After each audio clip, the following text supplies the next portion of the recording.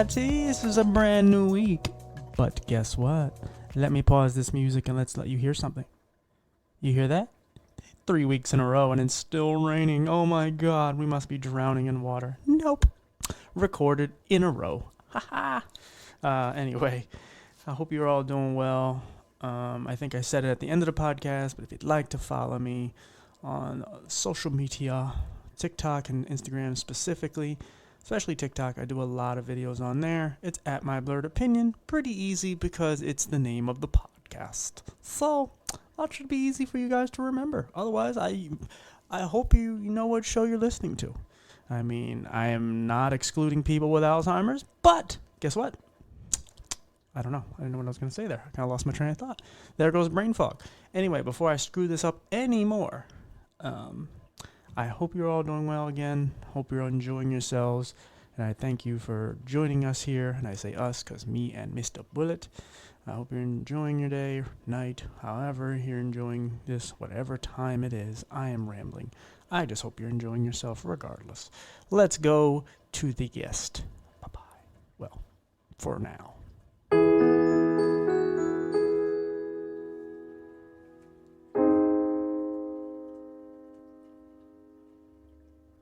All right, everybody, we are here again. Just got home from work. Bullet is somewhere around here. For those of you who don't know who Bullet is, he's my cat. He's a very promiscuous kitty. But we are here. This guest, we've been trying to get this together. We finally got it going. He seems like a very interesting guy who just has a story to tell and just, wants the world to kind of know who he is and, what he's about. And, that's kind of always just a great step because there's a lot of people out here who don't have that kind of courage. It may seem like I find all these people and they all share their stories and that's all great. It's awesome. But, they are such a small percentage of people who will actually tell some of the things that, have been told on this show. So, obviously commend them all, but it's a very powerful thing, and I also fall into that category. So I guess yay me. But like I said, it's such a powerful thing, and I just hope these type of stories inspire others to feel like they could come out because we're all struggling with something, and a lot of people hide their pain, whether well or not. They hide their pain, and they don't feel like they have any kind of avenue to share a story. So that's why we have a place like this. Anyway, yeah, buddy, you want to tell us your name and just talk a little bit about yourself? Yes, sir. I'm grateful to be on your podcast. My name's Ryan Gray. I recently, in middle of November, November 14th, I had my first book published. It is about the last few months before I got clean. I've been clean from drugs and alcohol since 2007. And the name of the book is Twilight in York, and the word Twilight is because it's in that intermediate twilight stage of addiction before, after active addiction, but before actual recovery. So it's sort of like those last few months of 2007 when I was on and off the streets. It's a memoir. But aside from just wanting to, write basically it's written like a novel. It's created nonfiction. It's a memoir, but it's written like a novel. My biggest influence is probably Jack Kerouac. I can talk about that a little bit later, but main reason I wanted to be on the podcast was because I just wanted to have the chance to tell my story. Because a lot happened. I was diagnosed with depression when I was 16. I had pretty good grades. High school, first year of college. After high school, I got 4.0. I got all A's, and then I started smoking weed and drinking. But the weed the weed led to harder drugs. And when I started to do harder drugs, my mental health went off a deep end. I'm very much a byproduct of, I don't know if you've heard of something called dual diagnosis.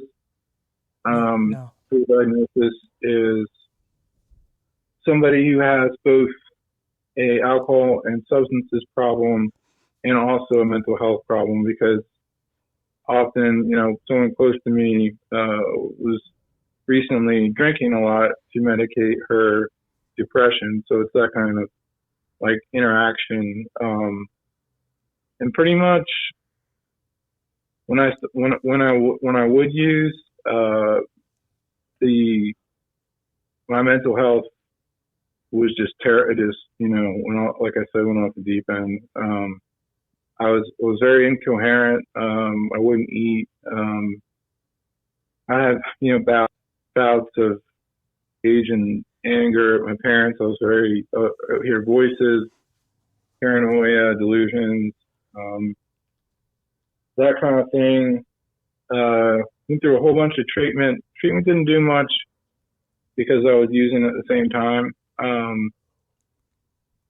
And I had, how many months, 2.5 months, I think it was involuntary, mental ward. And I was kicked out of there.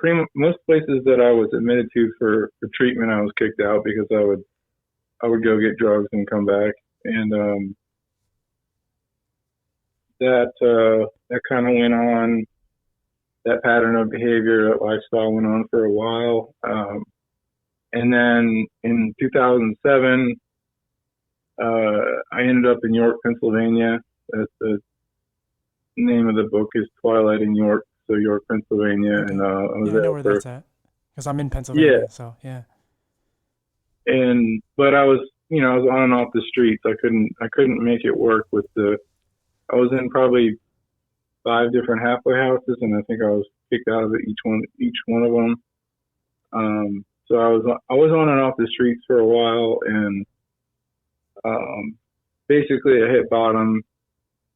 I was living in somebody's unfinished basement, and they were addicts themselves and were getting evicted. So I really had nowhere to turn at that point. I had no other choice. So I finally took a suggestion and started taking my treatment seriously, going to support, mutual support, you call it, like group support meetings. I went to rehab, but and then pretty much after that, at 16 years ago, into 2007, I just, I went from being homeless, jobless, no money, no car, no friends really, not very good terms with my parents. And it took me a long time, but over several years of treatment, I was able to, like inpatient treatment, I was able to just stay clean and get my life back on track. Like today, and as a severe schizophrenic, I have, someone as schizophrenic as me, it takes as much medication I take, shouldn't be self-supporting, but in spite of all that, I am self-supporting. I'm in between jobs, but I was working. I had 2 pretty good jobs. Before you go on that, because you've said a lot, so I have a few questions for you. Sure. So like, I know you said you started kind of doing drugs when I think you said you were 16, but like, what were your parents like? What was your upbringing like? Were they good, or did they neglect? Like, because you always want to try to paint the picture of on how somebody gets the way they are. So yeah, like, what was your upbringing like? My upbringing was great. My parents, throughout the whole thing, they stuck by me. Like it was our relationship was not always very strong. I mean, they had to cut me off financially and pretty much cut me off. But even when I was in York, my mom would come down every week or two. She would drive up from near Baltimore to York, Pennsylvania, which is probably 2 hour drive at the most. Okay. But they sort of came around. Like, I think there's a lot of stigma about mental health and about addiction. Sure. And so they didn't necessarily understand why I was doing what I was doing, but they were still there, trying to get desperately trying to get me to accept help. So it was by no means a byproduct of there's nothing like that really that happened. My best interpretation is probably that the mental health caused the drugs. Like it was an escape. Sure, because that was gonna be my next question. Like, what were you escaping from? What was I escaping from? Well, sometimes if your demons are so bad, like, say, I've never done drugs in my life, but I was a really pussy of a kid. I was a really sensitive, emotional kid, and I had gone through a lot of bullying and stuff. So everything, I just was just afraid of everything. So it benefited me long term, but but still, if that didn't happen, I probably would have done drugs because I was hiding from myself. I hid from myself in other ways, trying to be other people, not be my own individual and stuff. Yeah. But like I said, so I could see, even if it's just your mental, like your demons are just so bad that it's like, I don't want to hear you talk to me anymore. I'm tired of listening. Like, I'm just gonna get high because when I'm high, I don't hear you. Maybe you still do, but whatever. But I think a lot of people use drugs just to escape from their mental health.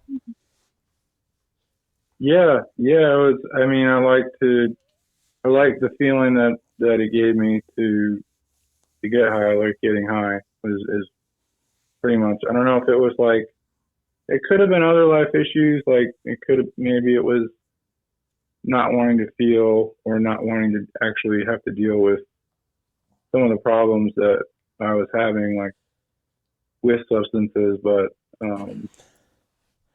yeah, and I'm sure, and usually a lot of times when people do these type of substances abuse, the demons technically they become even more in control. It's just you're not afraid of them as much. Now you're just more calm and relaxed, but now they have more control over you because that's when you're sober. That's when you can kind of fight them, but then they're like, "Nah, you should take another drug," and then you're like, yeah, "That sounds like a good idea," and you do it, and you're like, "Ah," it's obviously not yeah, good.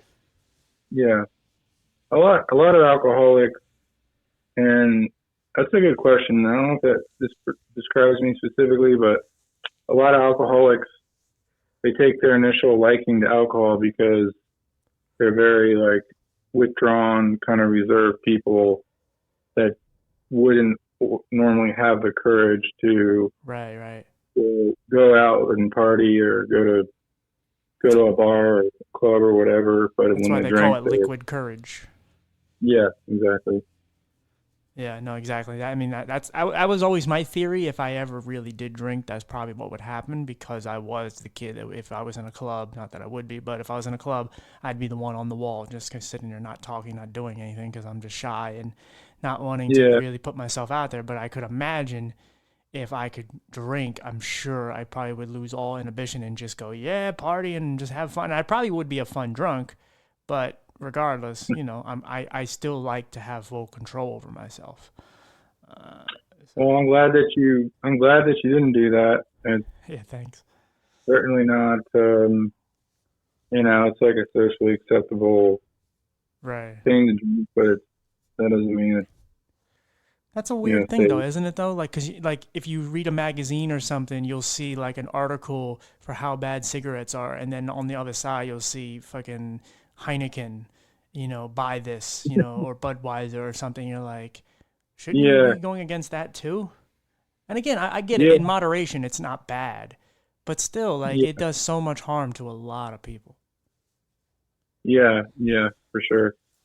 Um, that's a good question. Like, why does an addict or an alcoholic, drink? We covered to escape. Um, I guess I mean, it's an addiction, obviously. Yeah. Well, and your demons a lot of times make you feel like you're not a good person. Like, I deal with this. This is something I deal with all the time. I just don't run from it by drinking. But like, um, a lot of times you'll be like, oh, you're just a piece of shit. You're ugly. You're these things. And the way to calm that down, to kind of mitigate that issue, is just to drink, or to Yeah. do something to quiet the noise. And so it makes sense. I mean, in a way, obviously, you shouldn't do it. But I also like, the thing is like, in this life, however you get through a day, because of how chaotic the world is, especially now, and just how much pressure there is, and just there's so much going on that just can take you in another direction so fast. You can get off that path so quickly. So a lot of Oh yeah. times the alcohol and drugs or whatever, but alcohol is probably the most popular, is it balances you out in some ways, and it makes you feel a little stronger than you are. It makes you feel like you can deal with the issues at hand, even though a lot of times you end up spending more time drinking than dealing with your issues. But it Hmm. it does help you get through the day, at least emotionally and mentally. Um, but yeah, I mean, again, you would know better than me. But I've been around people who are really, really into drinking, and it's even people who just do it socially or whatever, they enjoy it because it's an escape, and like they like how it feels. I don't really think most people like how alcohol tastes, and maybe I'm just biased because I don't like it, but I really do think But it's more about the feeling that they get from it, because I know there's some drinks out there people like, but overall I don't think people go to the bar and go, man, this whatever Budweiser or whatever tastes delicious. I think it's just it just makes me yeah. feel, it gives me this tingle that I really like, and it just makes me Hmm. calm down and relax. Yeah. It's like a dopamine response. Like, you're doing something that gives you a strong.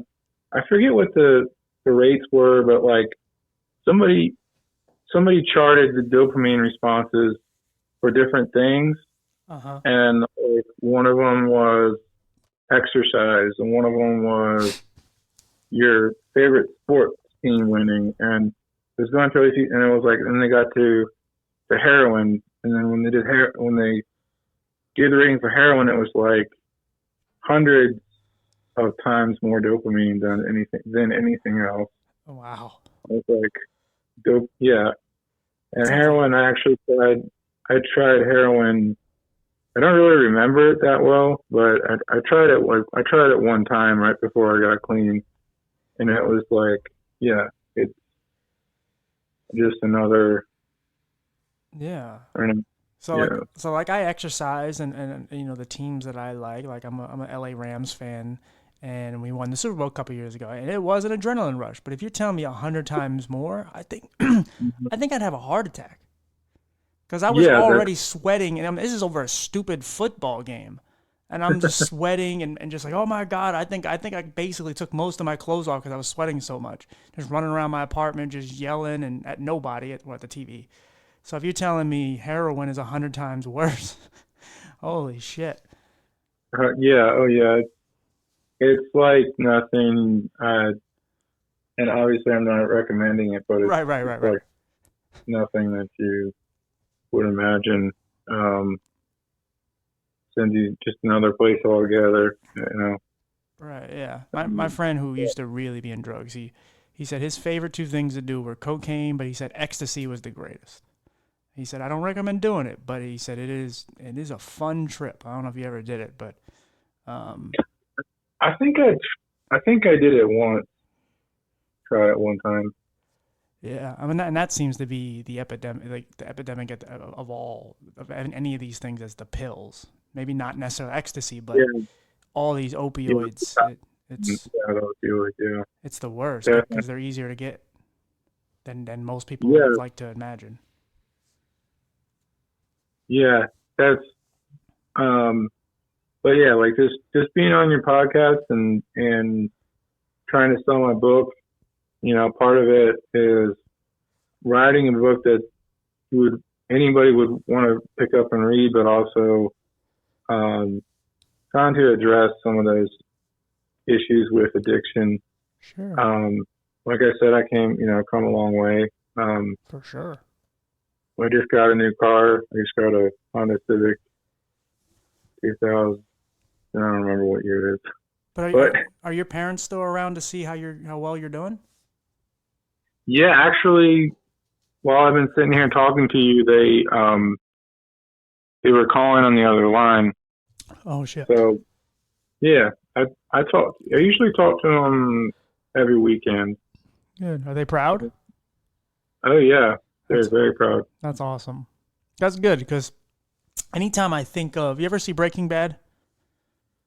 Yeah, I watched that a few times. Yeah. Okay, so like anytime I think, because what you were talking about earlier about how there's these stigmas to addiction, and always think about the Jesse character when he kind of has his falling out with his parents because he's like doing drugs and they're was it the Hmm. grandparents' house or the aunt or what, I forget which family member. I think it was grandma.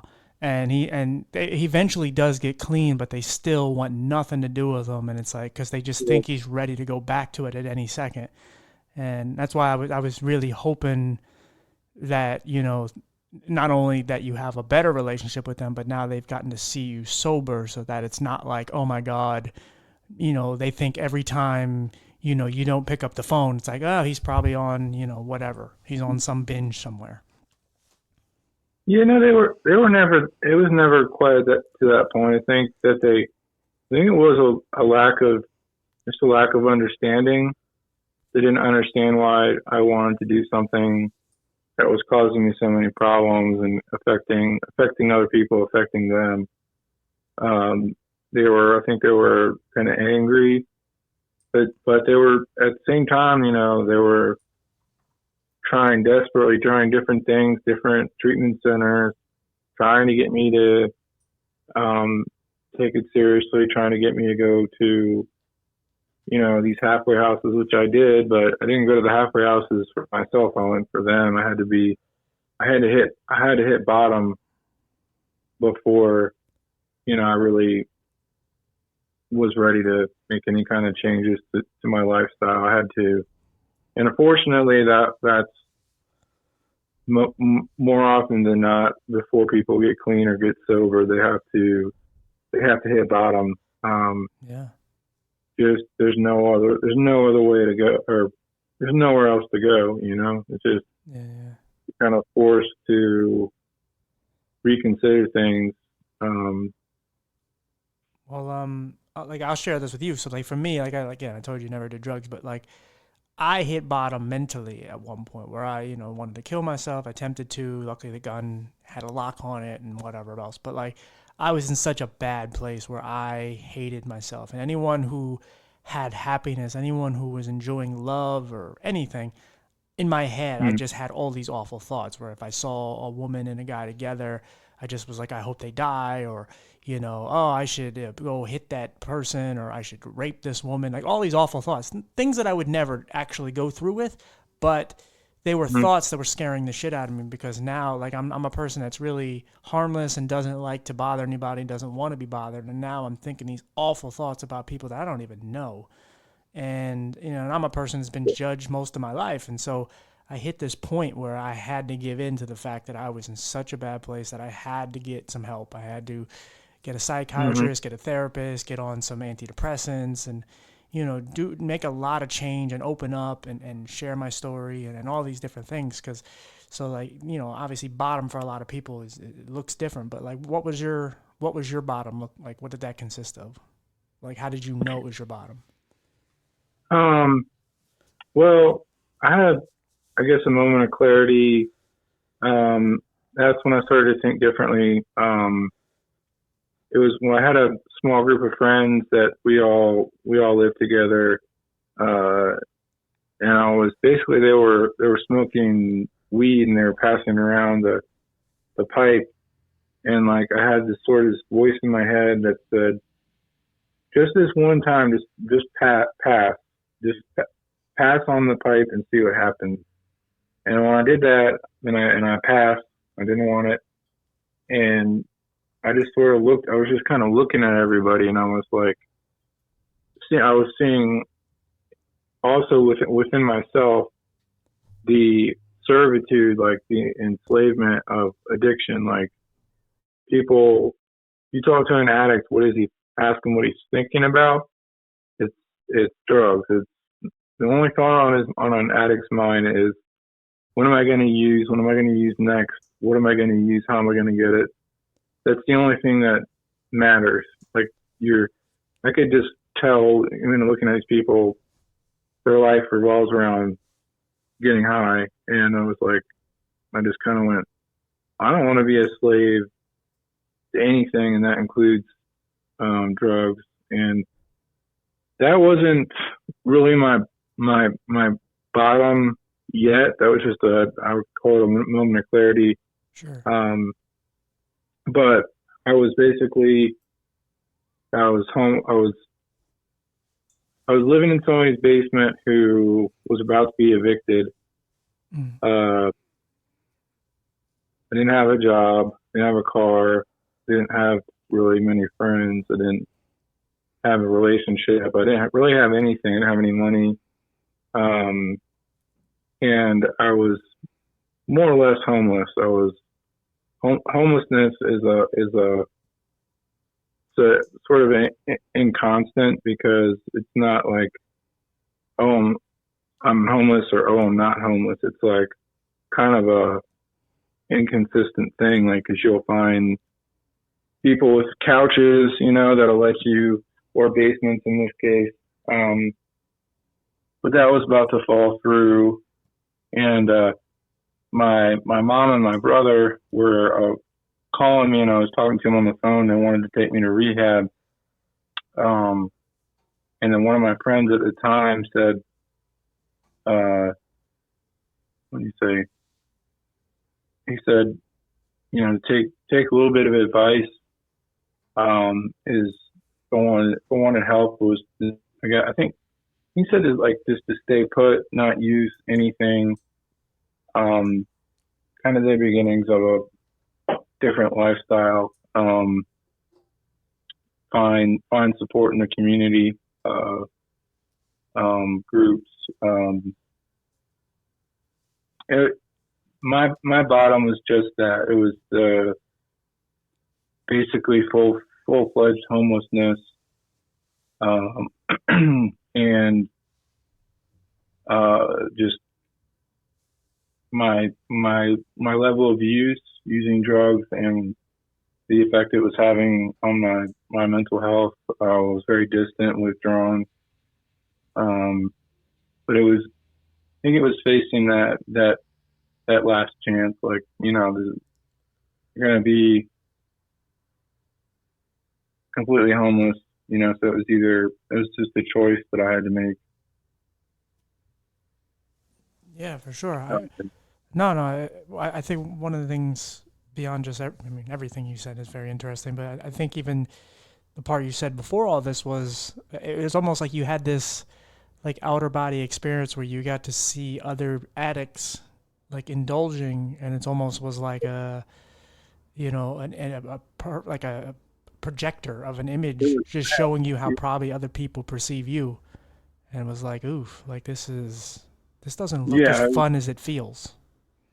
It was sad, because everything their whole lives were, when your whole life is revolving around drugs, it's a sad state of affairs. Yeah, you almost had a moment, even though you were probably high, you probably had a moment where you almost like sobered up for a second, like, ugh. Yeah. What is this?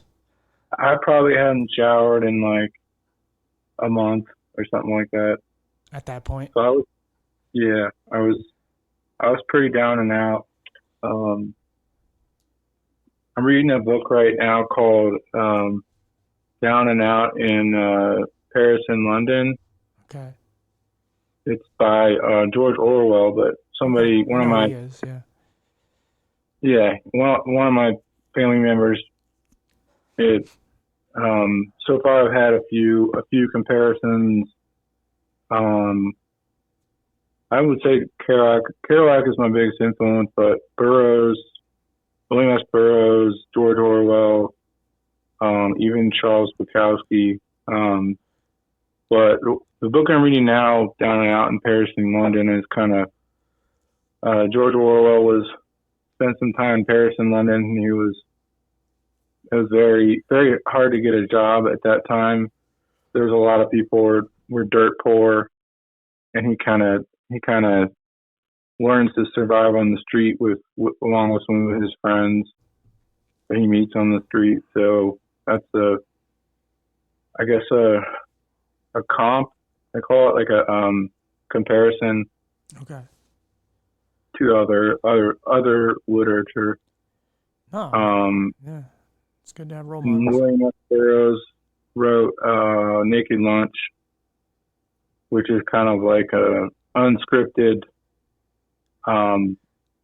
chronicling of being, because he was addicted to heroin and morphine for I don't know how long, decades, but Mm.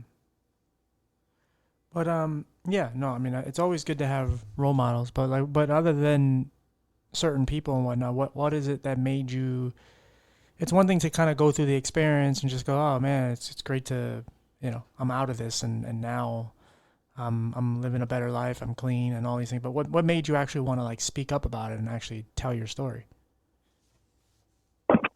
um, I think it was really the encouragement that I got from other people while I was writing the book. The book, I had a small local publisher for about 3 years, and she was very supportive. My family, my parents, I tell people, oh, I'm writing a book, and this is what it's about, and oh, that's great, you should finish it, and you should pursue it. I think just the knowledge that I can sort of reach out to somebody who wants help, but somebody who needs to hear my story, I guess. No, that's good because that's like the full fledged like next step of evolving and progressing in your life is just taking everything that you went through instead of just sitting there and feeling sorry for yourself or just moving on with your life. Even you're just like, no, like this is basically always going to be on my rap sheet. This is just a part of me no matter whether I want it to be or not. And I could either sit and just bitch about it, I can cry about it, or and maybe I can do a little bit of that, but or I can take that and turn it into something positive and help others because clearly this is beyond a problem that's beyond just you, Right. as you witnessed Or and as you know. I could ask you the same question, like, what made you decide to go from your experience? Sounds like you were really struggling for a while and you had to make some changes, but at some point you decided you wanted to start a podcast, you know. Yeah, Um, yeah. I mean, once it was, I just because I've run into a bunch of people who are, and I don't want to make this sound like I'm better than them, but they're worse off than me, especially people that are pretty much spitting images of me in not necessarily even gender or race or anything, but like their experiences, maybe their vision problem or whatnot. And I saw at one point I was going down that route where I was giving up on myself. I didn't believe in myself, and I had people telling me I was no good. And I wanted to just go to this one particular school that was just for the visually impaired. But it's like where you go to rot and you become just a drone and you don't learn anything really progressive and you just kind of, you just give, you almost give up on that part of your life. And I see a lot of people that I used to know and they went to that school, and it's a partial. It's like one of those movies where they take your brain out. And I'm not saying that they're all stupid, but it's like you can tell how they look at life is they're not really pushing the envelope. They're not really fighting for any cause or anything. They're just kind of like, yeah, I'm having kids, I'm working, an okay job, I'm just living. They're not really doing anything. And then I go like, man, that could have been me so many times over. I wanted to be those people. And now I'm like thankful that I have that. And then the fact that I nearly died, I also attempted to kill myself, and I'm still here.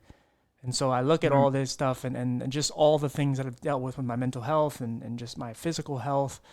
I'm just grateful to be able to see some things, and then the more I talk to people like you or other people with disabilities or whatnot, I'm grateful that I can walk. I'm grateful that I was never homeless. I'm grateful, I'm grateful for whatever. Grateful that I can hear, that I can have a mind that can, I deal with brain fog. I can put my words together and say it onto a microphone. I'm grateful that I can afford a microphone. So it just got to a point, it was overwhelming that like no matter how much my demons were trying to scream at me and say you're no good and trying to repeat verbatim what other people had told me, it was just too overwhelming for them to actually win. It was just like, no, we need to change this life. This is getting ridiculous. We're just chasing our tail. And so I wanted to speak, and I wanted to put myself out there, and it was hard at first. But then the more you do it, it just becomes easy. And you're like, no, I got this. This is nothing. And then when you hear good feedback from other people, you see how other people treat you, how you used to be treated, and they're happy for you and cheering you on. Especially in your case, mine was more health stuff, but yeah, and it's just good to be a success story. And success stories look a lot different. I think some people just think, oh, they went from homeless to a billionaire. No, that's not. I mean, that is a success story, but that success looks different on everybody. So or even like I at one point I was in a group home for 4 or 5 years, that sort of living that lifestyle that you described, that your former friends or your friends, they're just kind of just living. Yeah. Because my schizophrenia is so severe that I should still be in that home, and I just started to take small steps, just baby steps. Like maybe this is just me, but all the changes that I've made in life have been small, a little bit at a time. Like I went back to school, but I ended up getting my bachelor's degree in literature and creative writing. But I said, okay, I'm going to take one class, and take one English class at the nearby, community college. And I was able to do that. I got a good grade. So, okay, next semester I want to take 2 classes there. I did well, and then I took 3. When I took those 3 classes, I could just tell. I just went, you know what? This is my optimum work, was the right amount of work, taking 3 classes a semester, and I ended up transferring to a local university, and I continued that, but the rest of my college life was taking 3 classes a semester, and I was able to get through. Just like, people want overnight changes. I had a doctor recently who didn't want anything but drastic overnight changes, and I told him, I said, I don't work like that. I make small changes, and he didn't want to have anything to do with that. But that's I pulled myself out of this. Like I said, I was at this group home for 4 or 5 years, 4.5 years, and just slow, progress.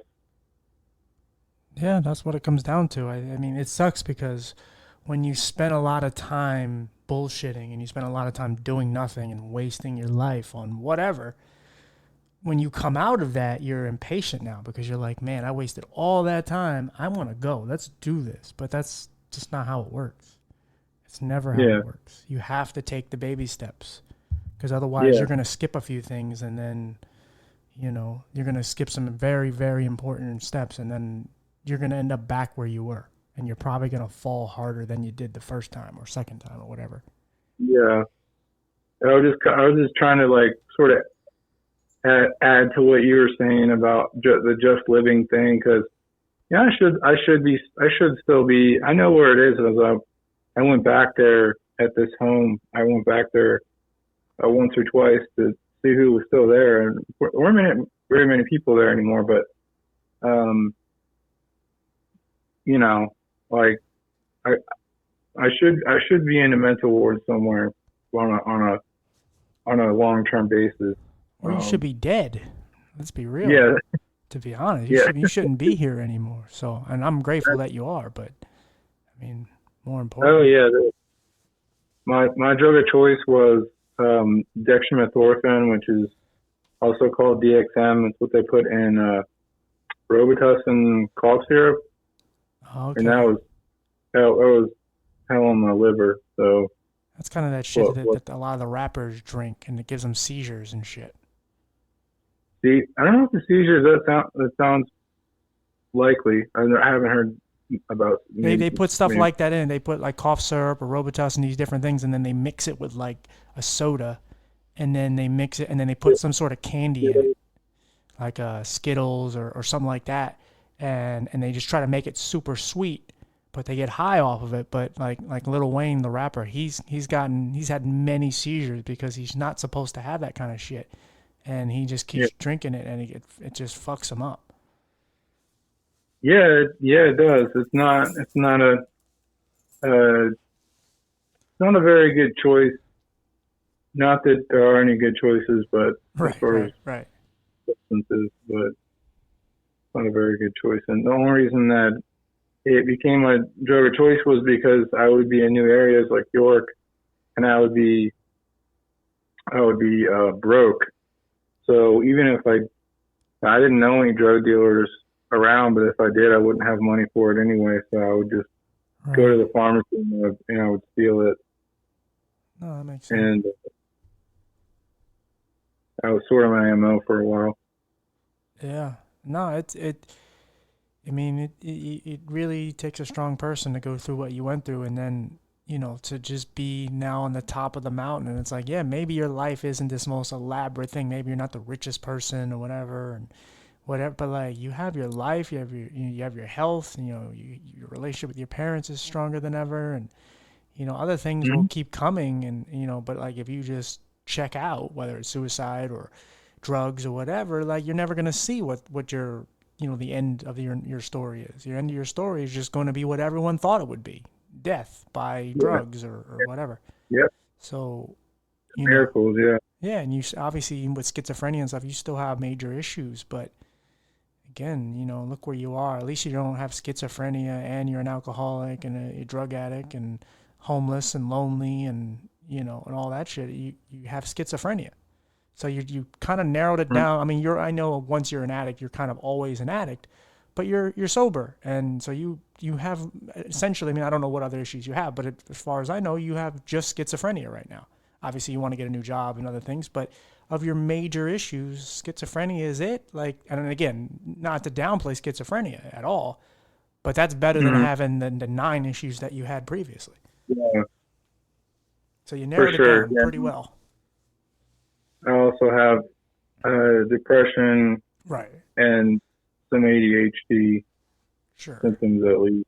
Right, yeah, I think a lot of that stuff comes together anyway, but yeah.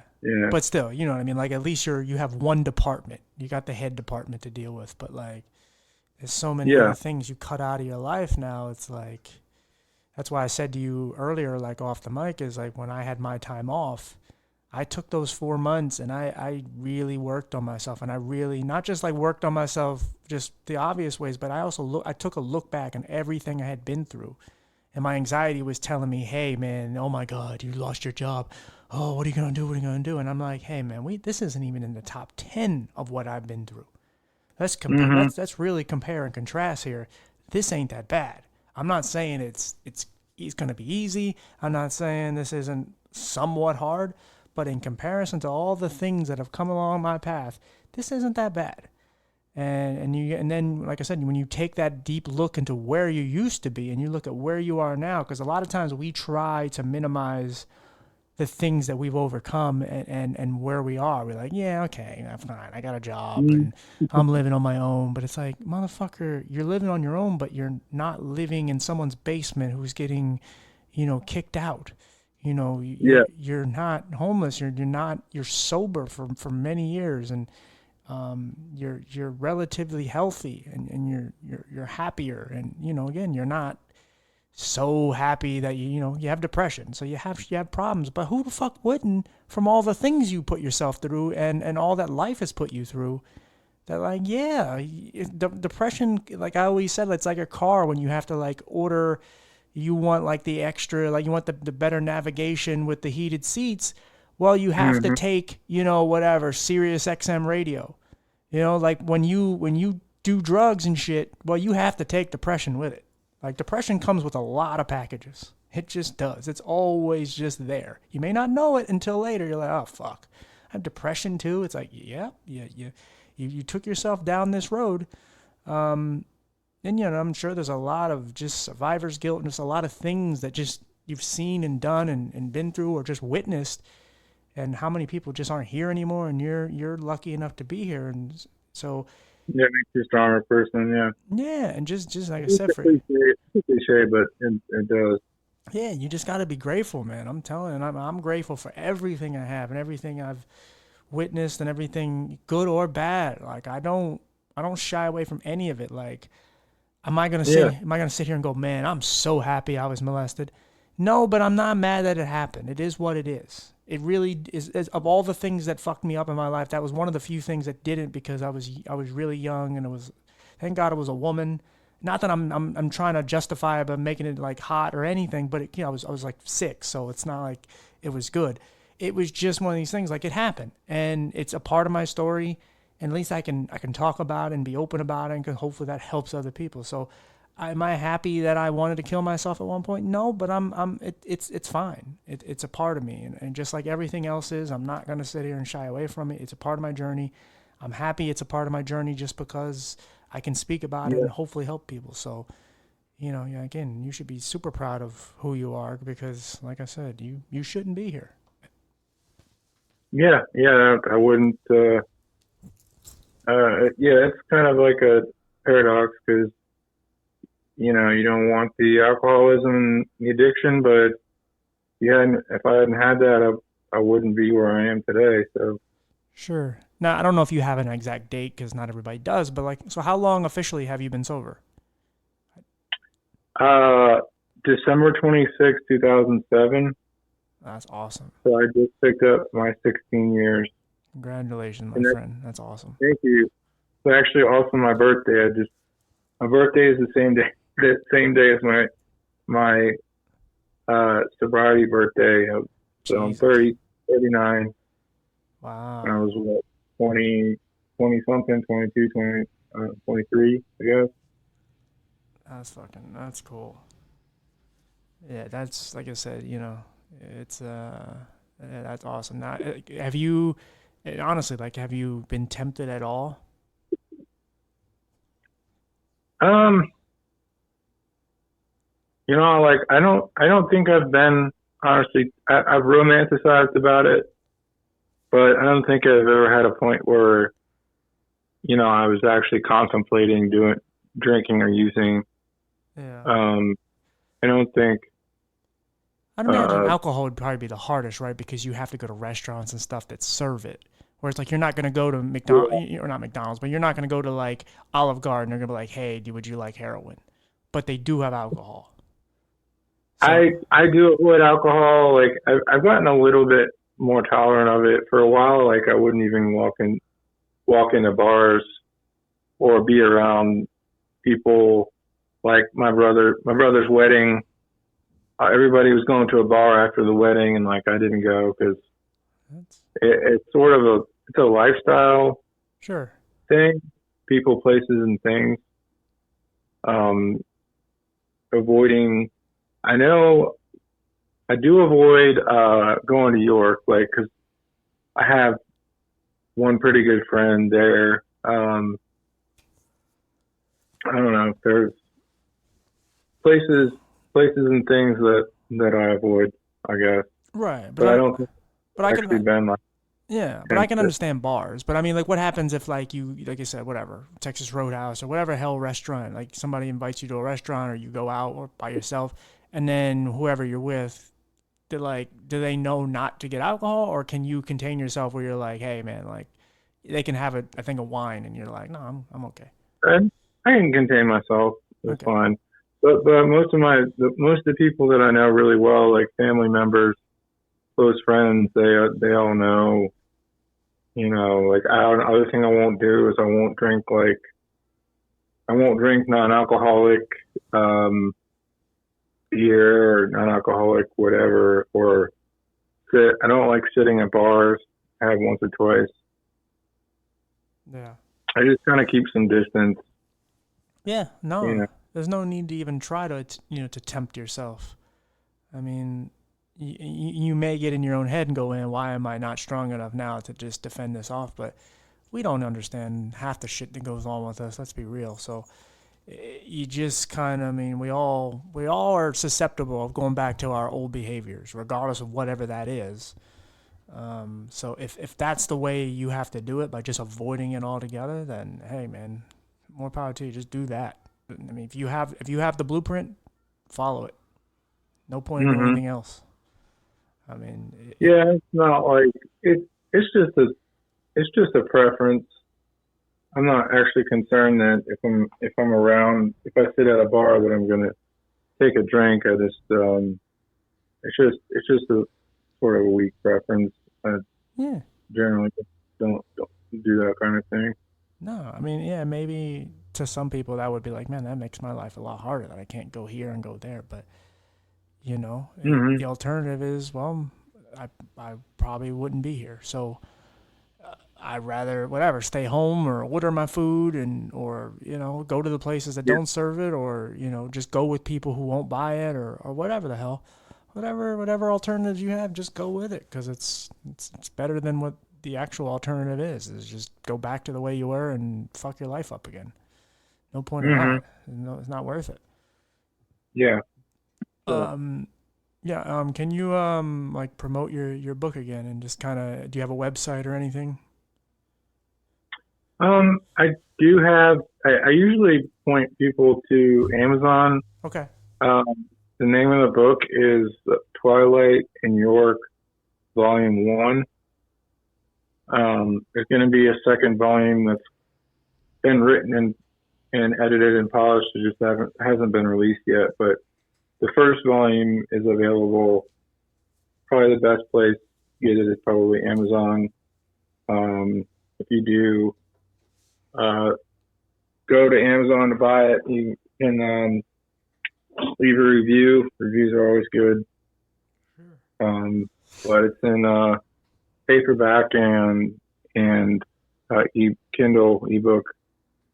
For sure. That's awesome. Well, uh, one thing I do a lot towards the end, and sometimes I do it on air, or sometimes I don't. But and then not everybody I do it with because some people just come on and they want to share their story, and that's just it. We don't have a relationship or whatever, and that's like I said, I don't no hard no foul, whatever the saying is. Like I get it, cool, but I mean. There are people I do connect with, and I really have a lot of empathy for their story and whatnot. And for you, like I'm telling you this honestly, regardless of what it is, if you need a friend, just someone to talk to, whatever, just please reach out. It doesn't have to be like, oh my God, I'm thinking about fucking up.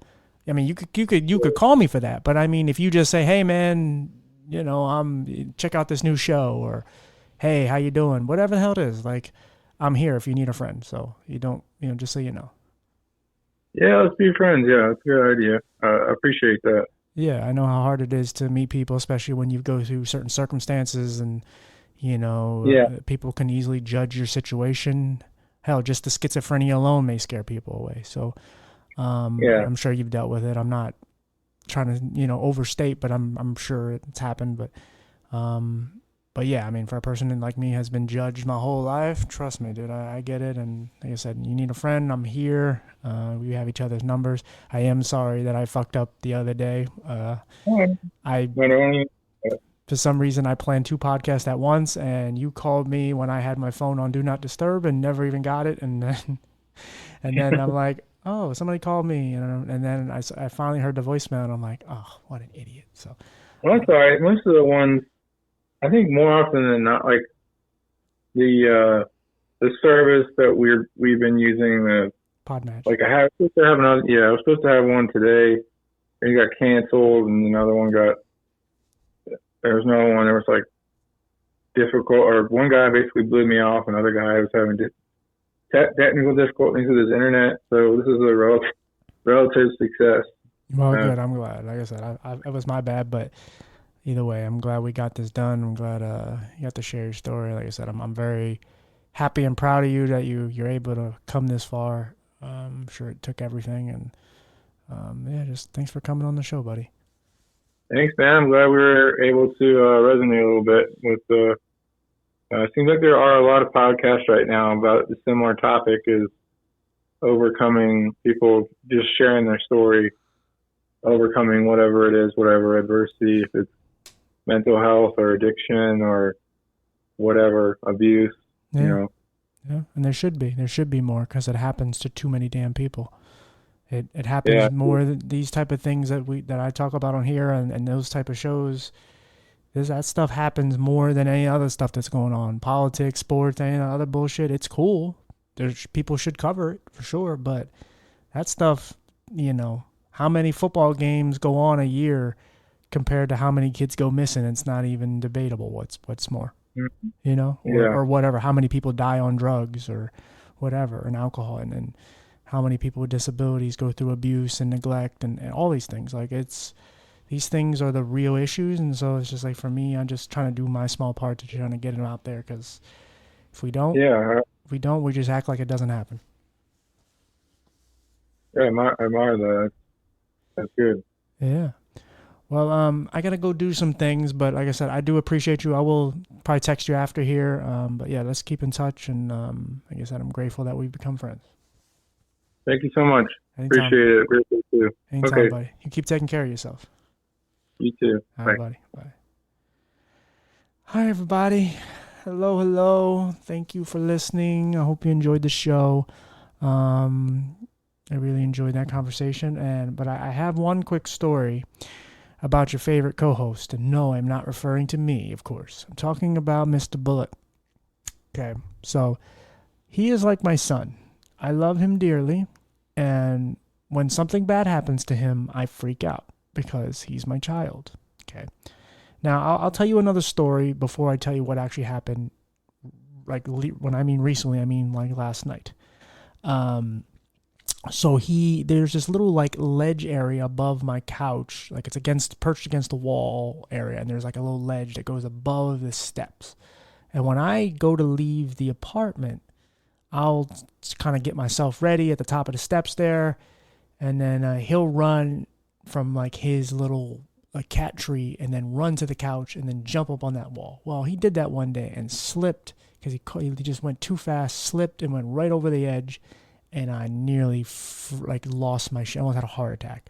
But he's a cat, and I think he landed somewhere on like the 5th or 6th step towards the top. So he really didn't go down far. But, visually impaired. It was also dark. It was like, oh my God, my baby. He's hurt. But he popped up. He just scared himself, and he was fine. Anyway, so now to last night. I get him. I see him, and he starts throwing up. Now, he never throws up. Once in a while, a little hairball, but very rarely. But he just throws up all over the carpet. It just doesn't look good. It doesn't pretty. But it's all this cat shit, cat food. And so I clean it up, whatever. So now to this morning. I realized what this little shithead did. I have this big little box of snacks. He knocked it over, pulled the lid is all dented in. He pulled the lid off and then dumped the snacks all over the floor and just kept eating. He ate himself till he got sick. This little shithead. You understand how much I love him? I don't want him to be sick. I don't want him to be hurt at all. But this guy is he's tempting me. You don't understand. Don't do this to me, Bullet. So that's what your favorite co-host did. He he ate himself till he got sick. So now I have to move the things because he can't help himself because he's an addict himself. He's an addict to cat food or cat treats. That's what he's an addict to. So now I'm gonna have to get him sober. Now, I know I'm joking and I'm not trying to just make light of sobriety because there's nothing funny about it. But just saying, for those people who are touchy-feely. But, my buddy Bullet, I'm going to have to get him in rehab. This is kitty rehab. I'm tired of him. Anyway, guys, I hope you enjoyed that story. And I hope you enjoyed the podcast. I appreciate you very much. And again, if you want to follow me, please go to My Blurred Opinion at TikTok or Instagram.